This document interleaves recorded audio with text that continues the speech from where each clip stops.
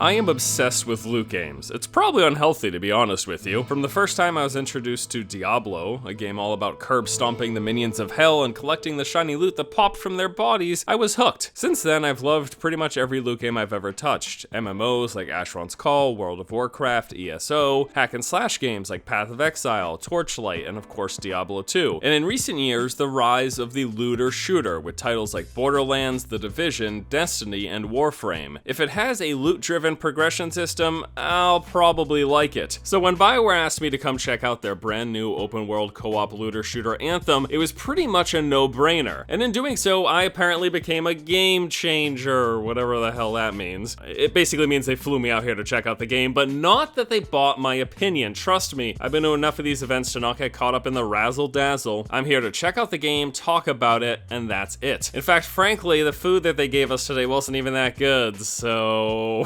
yes, thank you EA for letting me check out the game early, and here is my honest opinion so far. Also, quick aside, I know you guys are used to seeing my smiley face, but not today. I feel, look, and sound like shit. You'll just have to go an entire video without seeing my face.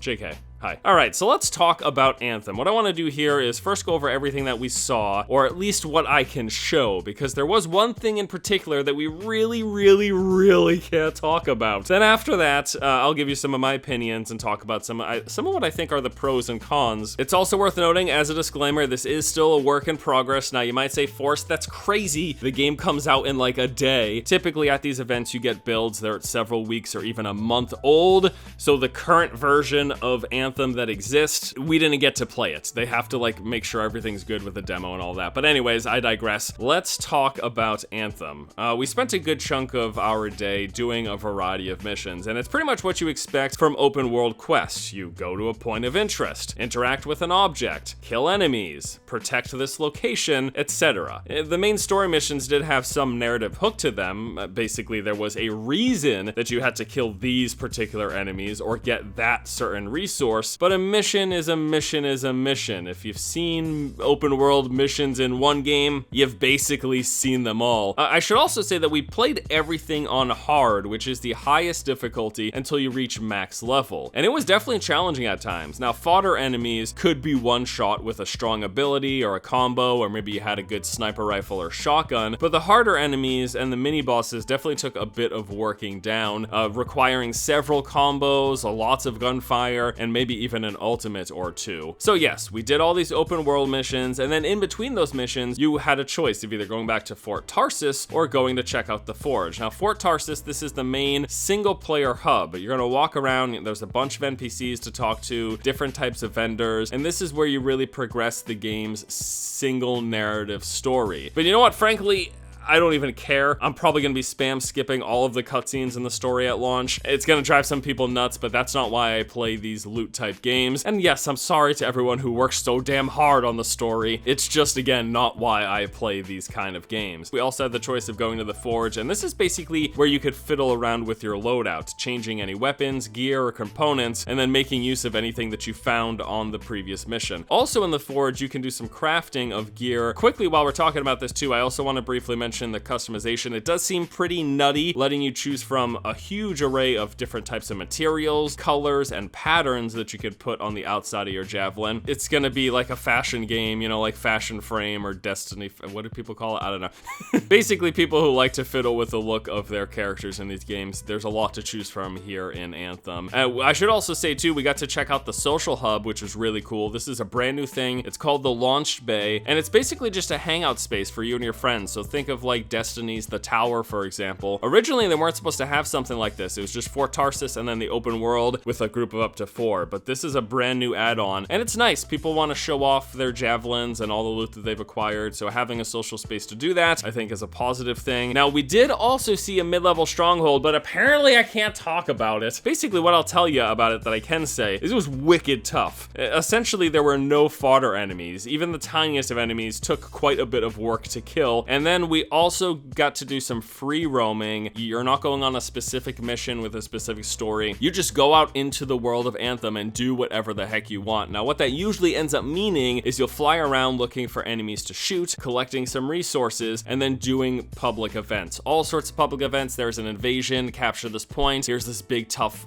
monster. The public events that I got to see would also include a loot chest at the end, which was a nice little bonus there too. So that is the game. That is basically what we did. This was over the course of 8 hours. And how do I feel about the game so far? Well, first let's talk about the pros. I gotta say the combat feels really solid. Like, some of the guns are more satisfying than others, yes. For example, I shot with some pistols that felt absolutely horrible, but some of the assault rifles and shotguns and snipers had a really nice oomph to them, and it just was fun to shoot bad guys. I think the shooting and the sounds in this game are pretty solid. Even more so though with the abilities and the combos. If you get off a combo, it feels wicked good. And in fact, there's a nice little audio trigger. I also gotta say as a pro that the difficulty is there. Now again, we played on hard, which is the most challenging difficulty as you're leveling up. Once you get to max level, there's Grandmaster 1, 2, and 3, which bumps up like the health and damage of the enemies by thousands of percentages. But going through the leveling up process and doing these quests, playing on hard, it was tough. Like, there were definitely times where we would get overwhelmed and someone would go down and we have to take cover. That's definitely a big pro. I also gotta say in the pro category is that the game heavily rewards team play. Whether it's setting up combos with one person putting down a primer and then another person doing a detonator, or even just flanking for weak points on enemies or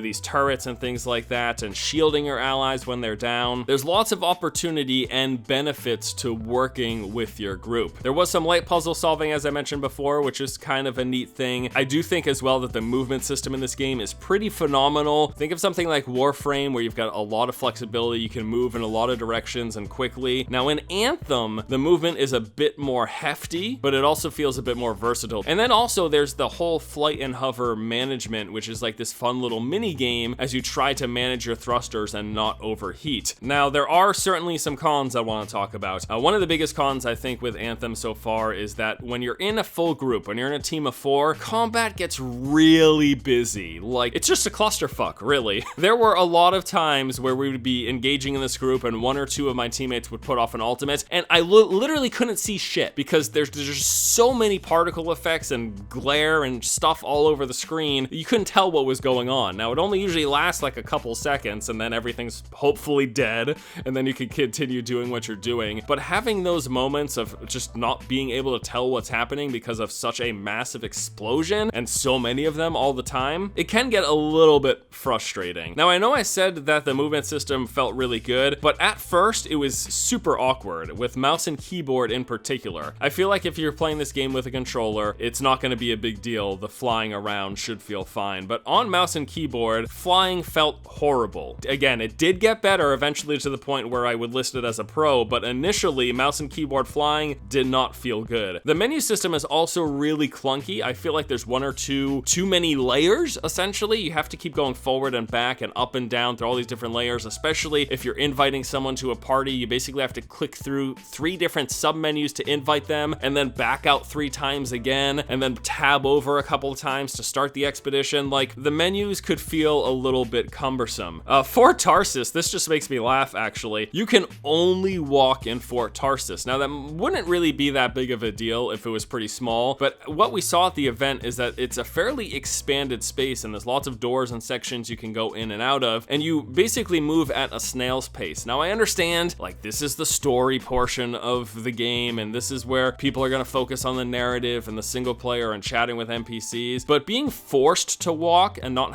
having the option to move more quickly, I think that that's a mistake that they should fix. And then there's a few things that we're just kind of unsure about. We just don't know. The first is the end game. Now, I've done some dungeons, I've played a bit of the end game, but we can't talk about it yet. That will change in the not too distant future. But even what we saw at this event, it's still a question mark. We don't know when the game comes out after 1, 2, 3 weeks hitting max level and gearing up, how much sustainability there's going to be with continuously going for that loot grind. Like, are they going to have enough varied, interesting activities so that people keep want to playing? That's a question mark. There's also the question mark of the story. Is it going to be any good? Now, as you know by now, I don't really care, but there are people, given that it's a BioWare game, who really want the story to be good. That's something we're still unsure about. And then the last big question mark for me here is the world variety. The basic area that we're in is like this mountainous forest region, and you know, there's different little sections of it. I went to this cool like castle section, which was really awesome, but by and large it looks more or less the same. So we're hoping there's going to be more variety. I would love to see a bunch of different biomes. Now we do know that there are these things called shaper storms, which are supposedly going to be teleporting us to like other parts of a galaxy, or I don't know, something like that. So I do think they've got systems in place to add a ton of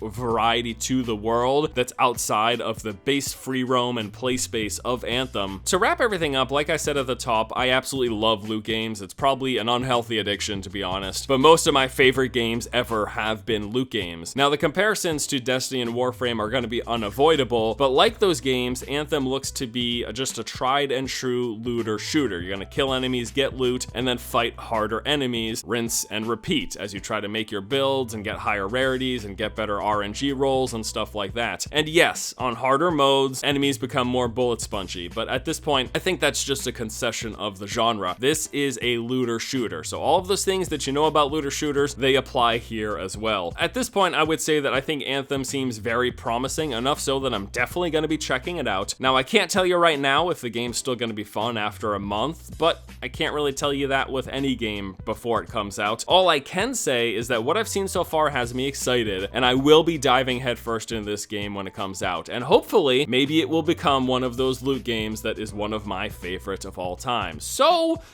in summary, just don't fuck it up, EA.